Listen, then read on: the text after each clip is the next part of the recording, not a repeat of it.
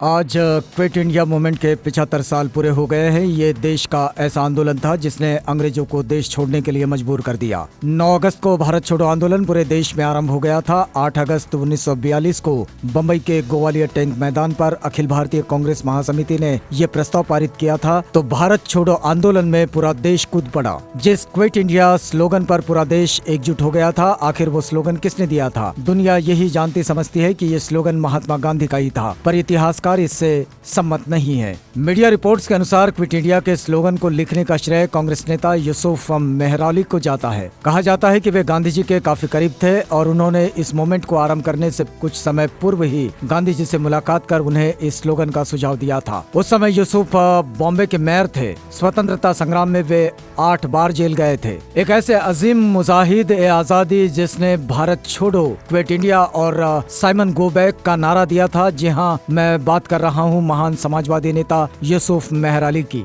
यूसुफ मेहर अली एक स्वतंत्रता सेनानी के साथ एक समाज सुधारक भी थे, जिनकी पैदाइश 23 सितंबर 1903 को हुई थी। वे राष्ट्रीय मिलिशिया, बम्बई यूथ लीग और कांग्रेस सोशलिस्ट पार्टी के बनाने वालों में थे। उन्होंने मजदूर और किसान संगठन को मजबूत करने में बहुत योगदान दिया। उन्हें स्वतंत्रता संग्राम के दौरान 8 बार जेल भी जाना पड़ा। वे 1942 में लाहौर जेल में रहते हुए मुंबई के मेयर के रूप में चुने गए। उन्होंने महात्मा गांधी के साथ मिलकर भारत छोड़ो आंदोलन जैसे अधिकतर आंदोलन में महत्वपूर्ण योगदान दिया। 2 जुलाई 1950 को यूसुफ मेहर अली का इंतकाल हुआ था। के गोपाल स्वामी ने अपनी किताब गांधी एंड बॉम्बे में लिखा है कि क्विट इंडिया को यूसुफ ने ही गांधी जी के सामने पेश किया था और गांधी जी ने उसे स्वीकार किया। यूसुफ के बायोग्राफर मधु दंडवती के अनुसार यूसुफ ने क्विट इंडिया नाम से एक बुकलेट पब्लिश की थी। ये बुकलेट 1942 मूवमेंट की शाम को लाई गई थी।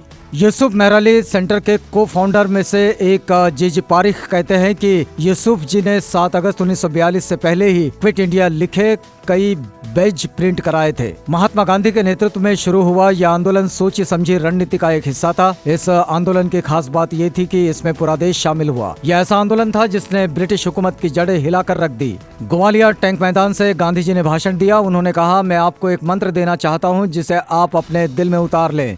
ये मंत्र है, करो या मरो। बाद में इसे ग्वालियर टैंक मैदान को अगस्त क्रांति मैदान के नाम से जाना जाने लगा।